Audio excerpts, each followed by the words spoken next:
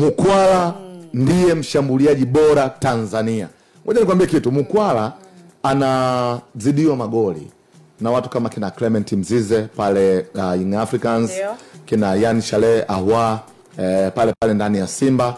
But if you ask me, Mkwala akipewa mfululizo wa mechi 5 kuanza ndani ya kikosi cha Simba, Mkwala ni bonge moja zaidi. Ni moja kati ya watu, kwanza anaofa vitu vingi, sio tu kufunga mabao. Mkwala ana nguvu za kuweza kugungana na watu na kuweza kuwini mipira. Mkwala ana uwezo wa kutengeneza nafasi pia magoli kwa wachezaji wenzie ambao wako kule mbele. Leo tulichokizungumza kwa muda mrefu sana kwamba hii mechi inamhitaji Steven Mkwala. Mkwala hajatuangusha. Aitendea haki.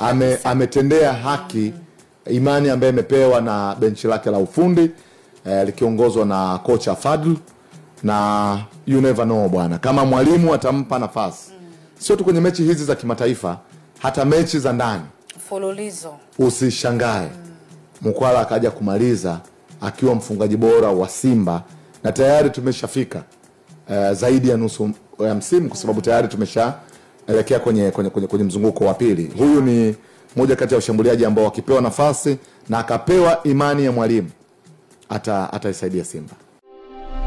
Wasafi Soap, sabuni ya mche kwa matumizi ya usafi wa aina zote. Wasafi Soap, usafi kama wote. Sasa inapatikana Tanzania nzima.